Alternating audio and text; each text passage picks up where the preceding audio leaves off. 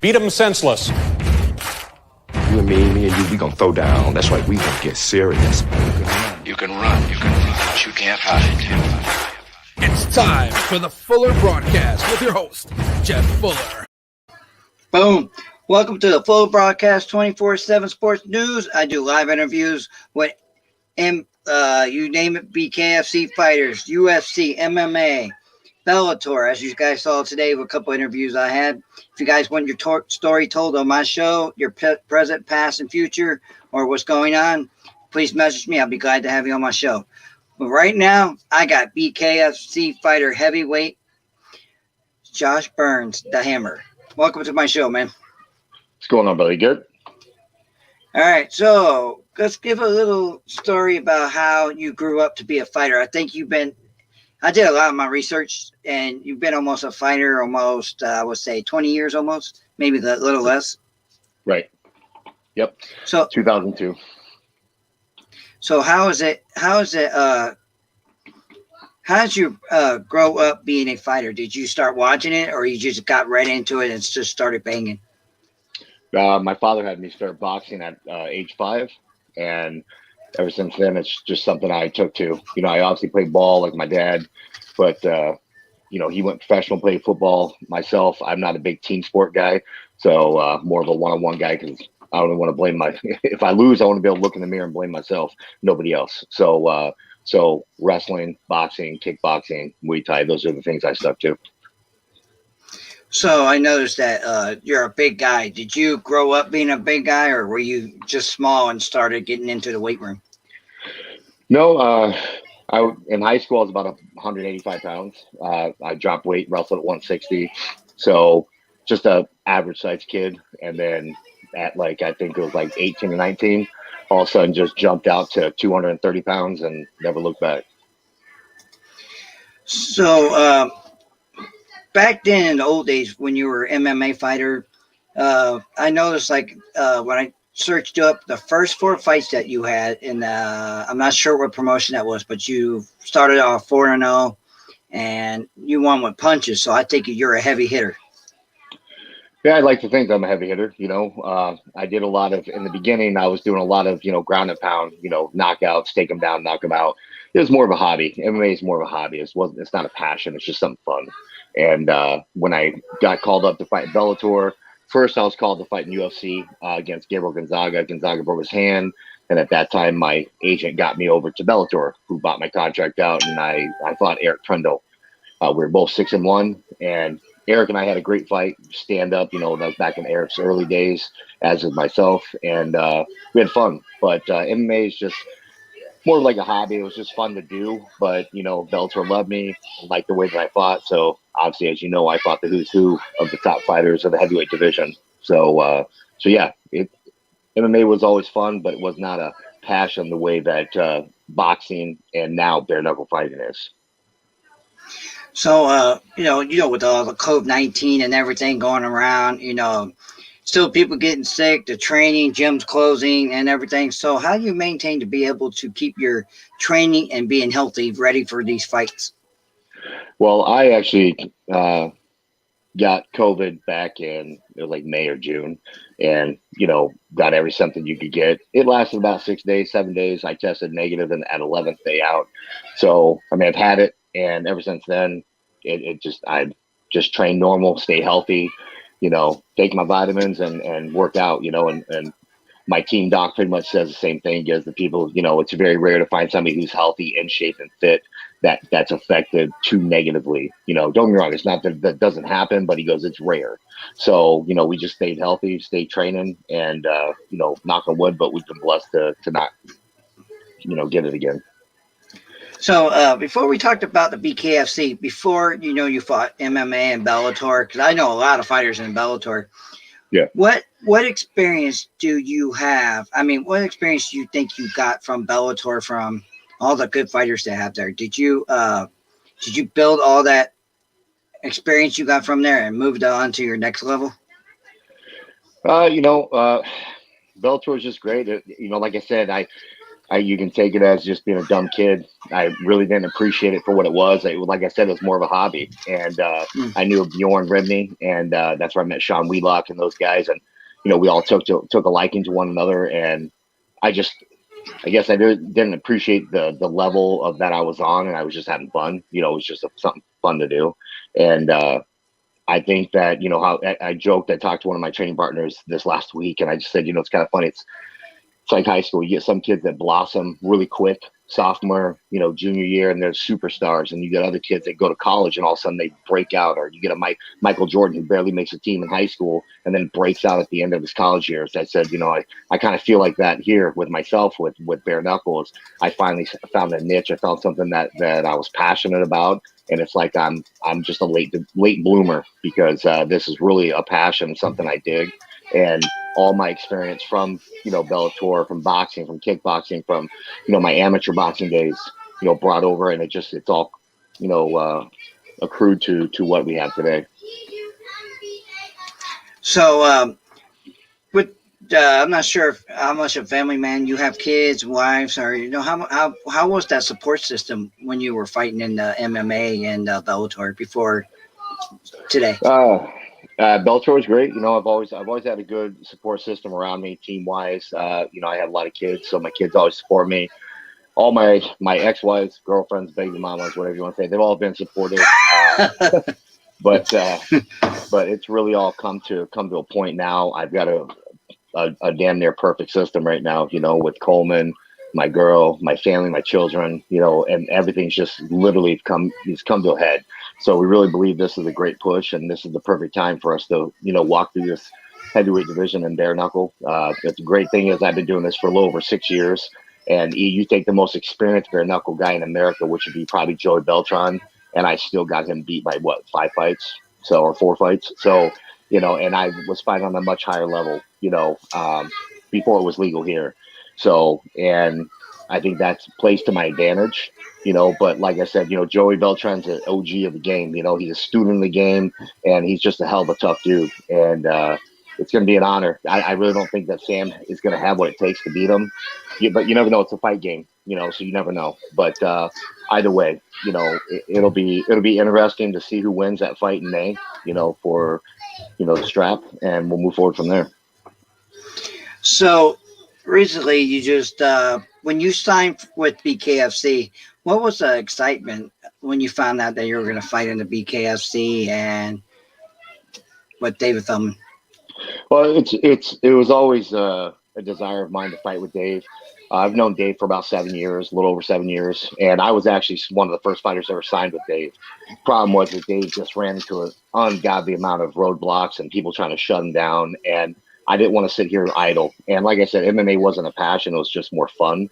And I was very blessed and financially in a great spot. So MMA just wasn't a drive. It wasn't about money. It was I didn't have the personal drive. So I was just like, this bare knuckle thing seems interesting. Let's go over to Europe. Let's go where it's originated from. Let's go back over here to the real OGs, the guys that started the game, and see what it's about. And I got my first taste of it, and fell in love after my very first fight, and the rest is history.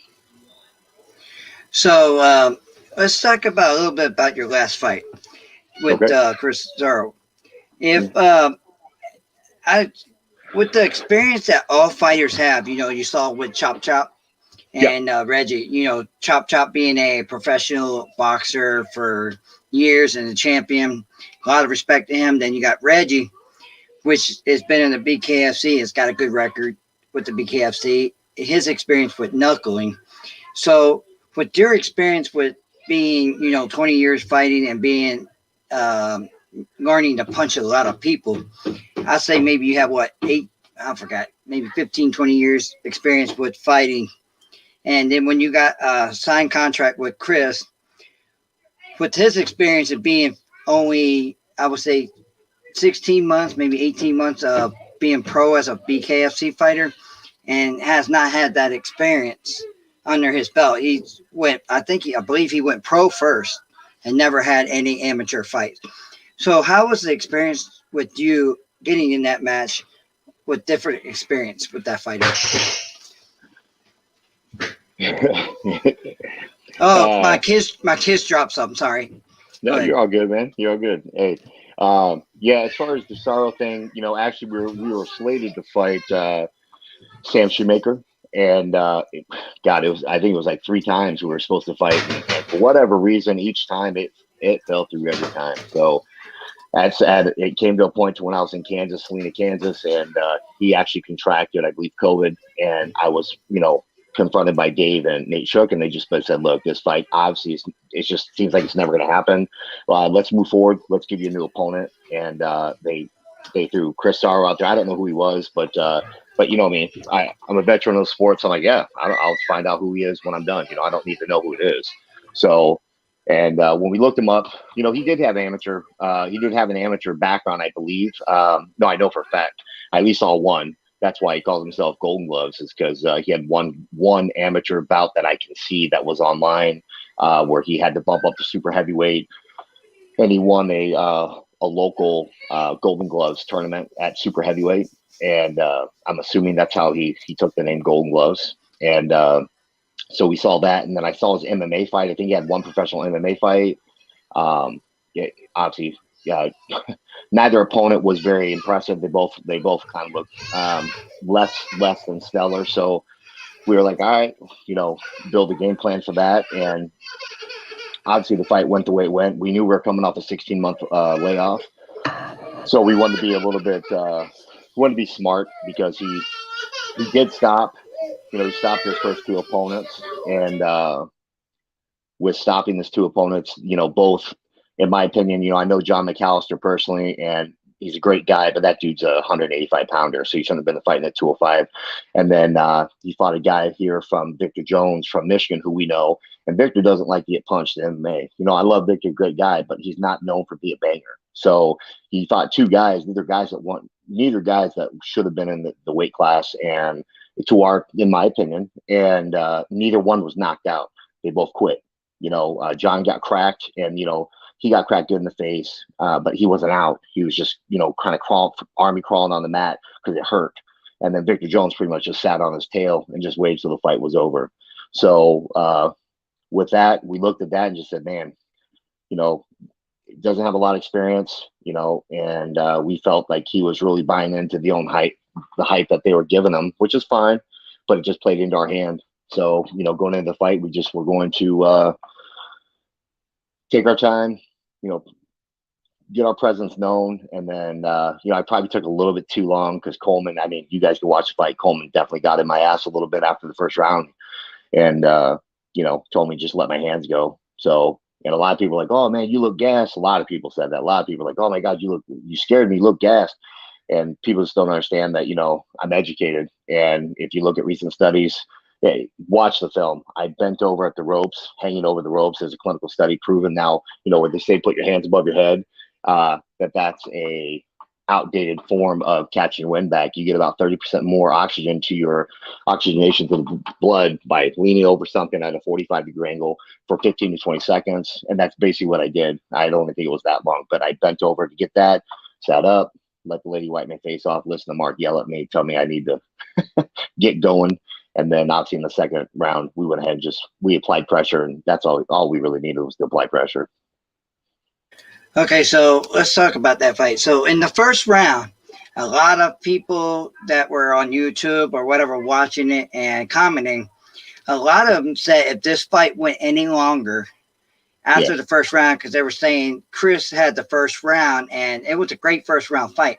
So what was your motivation after that first round to come out in the second round and start getting those punches?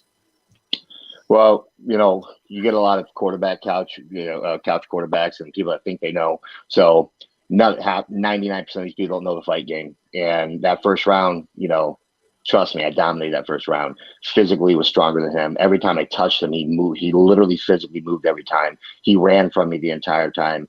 I mean, you can listen to the commentaries. Like every time Burns touches him, Chris doesn't like it. Like he's not used to it. And there's plenty of footage. I mean, even Joey came out in the interview and said the same thing. I did a lot of things to disrupt Chris's breathing, just to physically manhandle him. And, it is what it is. So people can say what they want, but if I was that physically exhausted, I don't know how I came out and threw a 6-piece combo and dropped his ass. So, and it was, it was enough to put him to sleep. So, and I stood over the top of him, kind of like a jackass, a little bit at the end of the fight, which gave him more time to try to come to. But if I would have just dropped and walked away, he would never never got to his feet before they were at 8 or 9. So, it is what it is. You get the people that say what they want to say, but at the end of the day, I was told about 10 weeks out from the fight I could not weigh 275, 280, and that's what we were going to come in for Sam Shoemaker. And so I basically focused completely on weight loss and wasn't lifting, was doing a normal regimen, and I got enough funk stage, which is basically for me. You can look up my fights. You'll see that I have stages where I look kind of like I did, and then other fights where I look kind of a little more tight, a little more, muscular. And I stayed out of the conditioning side. I was just doing pure road work, and I was a little soft. It is what it is. So cosmetically, I didn't look great. So, but it is what it is. Regardless, the performance is what it is. Bounce the kid's head off the ground. And it took him a few days to recover from that, and that's all I need to do. No, I put myself on mute. All right, so thank you for answering that question for me. So we're going to take a break real quick, and Josh is going to talk about his upcoming fighting for the heavyweight champion. I think they call it a tournament, some kind of tournament to go for if you win, you go fight for the championship. So we're going to talk a little bit about this and how excited it is and how your training's going. So let's listen to a 30-second ad. We'll be right back, guys.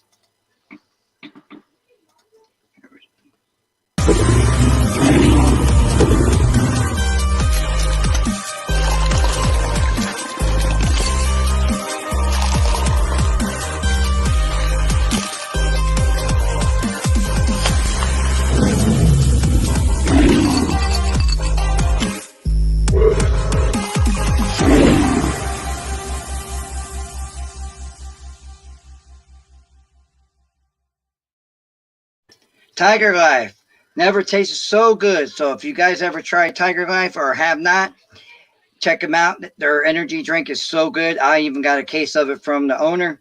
It's really good. They have cane sugar and 0 calories. So if you guys want to try it out, check out their website. And I'll be sharing that at the end of the show. So let's welcome back Josh Burns to talk about his upcoming fight with Dylan. I have problems pronouncing his last name. Klecker. Dylan Kleckler. Okay, I got that right. We can just call him DC. It's all good. So, what is it like to hear about that? You're going to be fighting April the 3rd for your chance to fight for the world championship at your heavyweight. Yeah. So what this is going to be? This is a title eliminator. So. Dylan and I will fight. The winner of us will fight the winner of Joey and Sam. So we fight on April 30th, and it's exciting. It's a great platform to be able to challenge yourself. And if you've ever seen Dylan Kleckler, the guy looks like a human tank. The guy's just a perfect physical specimen. So it's a beautiful thing to get in there with somebody that's of that stature and that strength, and be able to put your skills and challenge yourself on that level. So, is your training now that you're doing right now more, how would I say, up than what you were doing now to get ready for that fight with him? Are you more doing extra like weights and all that right now? No, I'm actually just back into I'm able to do my standard regimen, what I normally do. And with Dylan, we know that he's in phenomenal shape. He's a good boxer. He's got a real phenomenal team behind him. He's down there with Yuli and those guys, and they've just got a great team down there in the jungle. So we just know we got to bring our A game, and just like any opponent that I've ever fought before, I look at Dylan and just go, hey, you look great, you look good, but you fought 2 slouches, and now it's time to step up to the big boys. So I'm probably the biggest fight even in his MMA career. If you look at all his MMA fights, he hasn't fought anybody. So, don't remind me, he's fought journeymen, but not, low level guys. So I just think this is the biggest test of his life. And this is going to be a great test for me here stateside, fighting a stud like Dylan.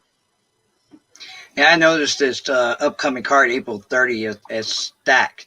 They have Chris coming back. He's fighting. I'm not sure who he's fighting yet, but he's going to be on that card, I believe.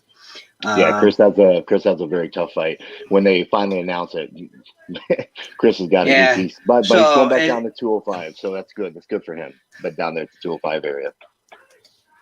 So what's your expectation for 2021? I know you want to win that title. So when you get that world championship around your waist, what is it gonna feel like? I mean, all the fans, the haters, everybody's gonna be coming at you. So what is it? What's your motivation right now? So once you get that title, what is it gonna emotionally feel for you?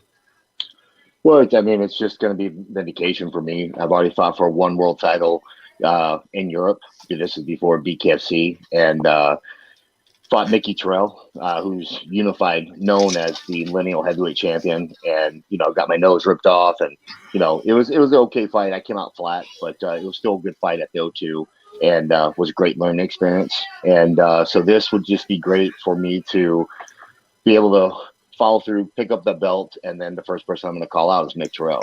I want that rematch here stateside.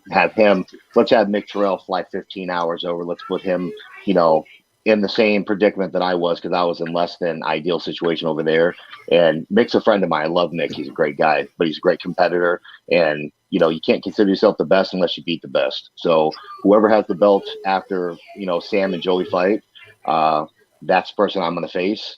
And, you guys know me. I'm 100% win ratio or 100% KO ratio. Every win I've had is under 3 minutes. It's all been knockouts. So I plan on doing that with Kleckler. I plan on doing that with whoever wins the belt between Joey and Sam. And then it's time for the only guy that's ever taken me past that 3 minute mark, which would be, Mick Terrell, besides Harry Miles. But that was my debut. So I don't count that. See, when we get that far to the championship, when it comes to Joey's fight, I got Joey all the way to winning that fight right there. So when you get to facing him, it's going to be a battle between you two. Like my boy Tony Lopez, when he fought Tony Lopez on the second card, I believe, the bloodiest match in BKFC, and it was an exciting match.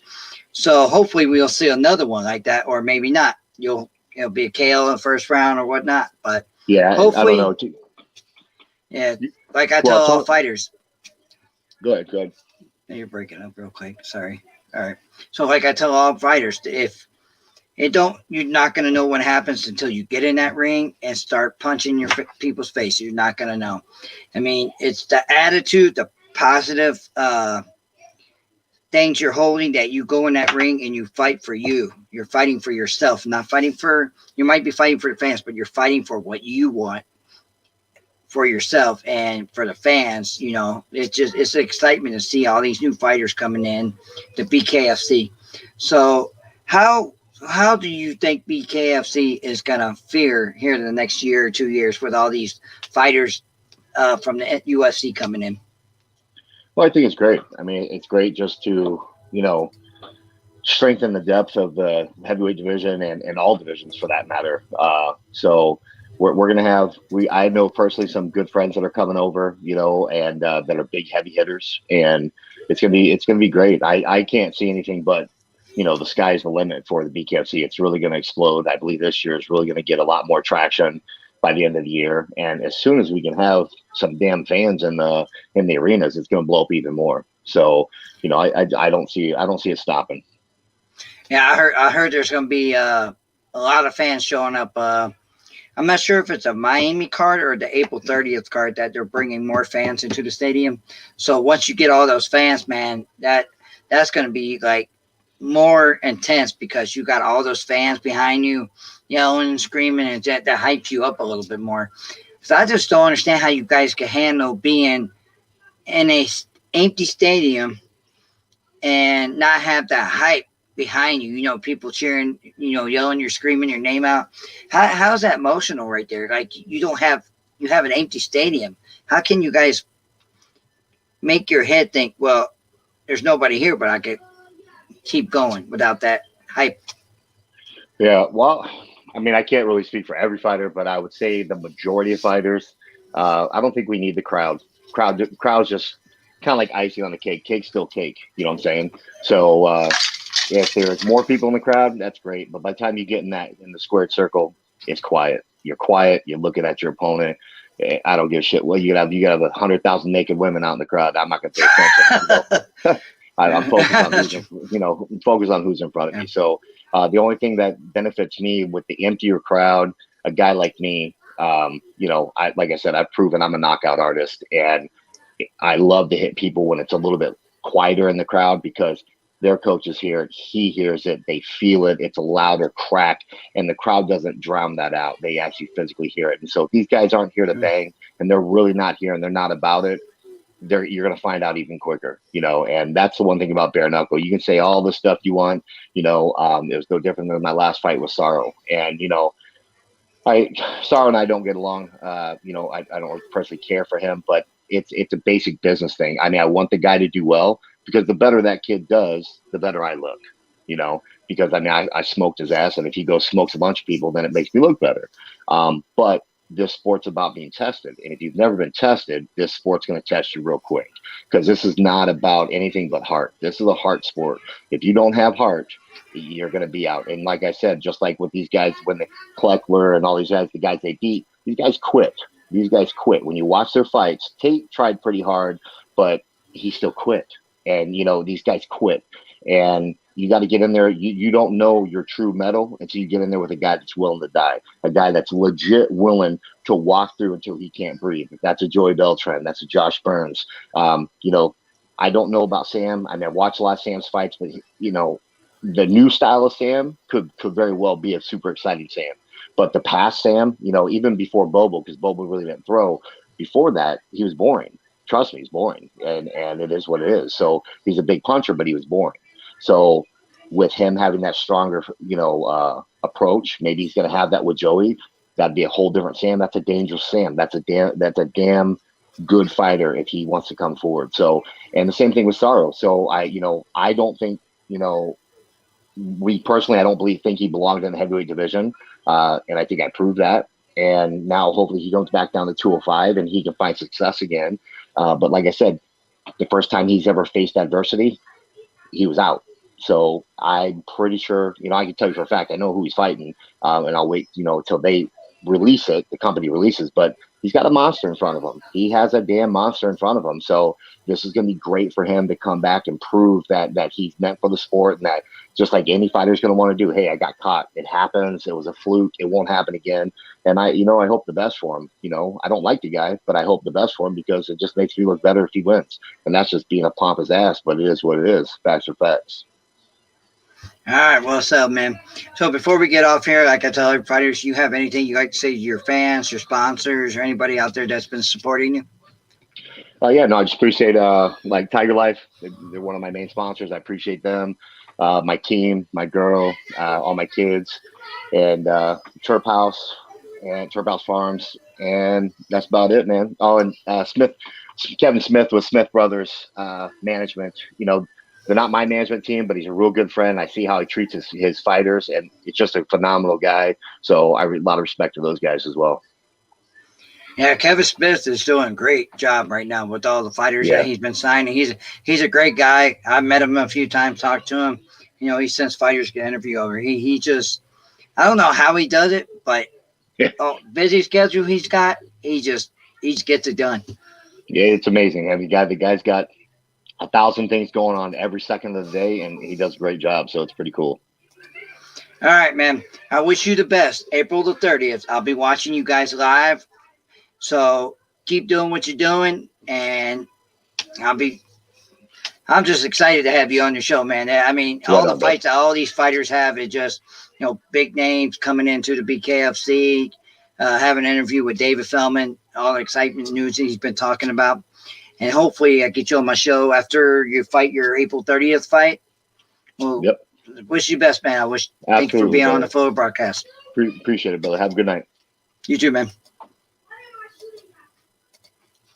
All right, guys. You heard it from heavyweight BKFC fighter Josh Burns, as he talked about how he got into fighting with the experience of almost 20 years experience of fighting and joining the BKFC family. He talked about his fight with Chris and the upcoming fight. Wish all the fighters that are fighting on the April 30th card, wish you guys the best. May the best man win, or best fighter win, which one you guys want to say. So I appreciate everybody that showed up on my show and watched this interview. And I want to thank all the sponsors that have been helping me getting these fighters on my show. Steve Tyson, the Hitman. He's been helping me out almost a year and a half getting fighters on my show. You guys know him. He's a great guy. He helps you out when you need it. If you need to talk to, he's there for you. Steve Tyson, thank you for helping me out, man. Appreciate all the things you do for me. Now, next, Unique Craft by Eve. Evelyn Washington, personalized and craft. She does hats, shirts, mugs, glasses, wine glasses. She'll put your logo. She puts your maybe your picture of your kids, your loved ones, anything that you want done. She would do it for you. So give her a call, or you can email her at evelyn@uniquecraftsbyeves.com. If you look right here, she'll be able to take care of you. And next, if you look on the right-hand corner, you will see D&D Custom Baits. He's been helping me almost since my show started. He's been giving me some baits so I can help you guys win prizes, start doing prize. These fish are really good baits he makes. He makes glow-in-the-dark baits. He makes all kinds of color fish baits for you guys to enjoy your fishing needs. So give him a call. Check out his website at D&D Custom Baits. He'd be glad to help you guys out. I appreciate everybody that's been watching my podcast. Yes, I am the #1 sports podcast in Arizona, if anybody never noticed that. So more excitement news coming up, more interviews. If you guys want to interview on my show, please message me, and I'll be glad to set you a date and time. So peace out from the full broadcast 24/7 Sports News. Have a good night, and watch my 30-second ad. Hey, man, I gotta know. What are they biting on? The end of my line. Here, try one of these finesse crawlers from D&D. D&D baits are top quality baits in a large variety of colors and styles. D&D baits have been proven to work better than the national brands in the waters here in the Pacific Northwest. They create their baits custom to the water conditions. D&D makes the baits no one else will have. Catch D&D baits on Facebook. Land more fish.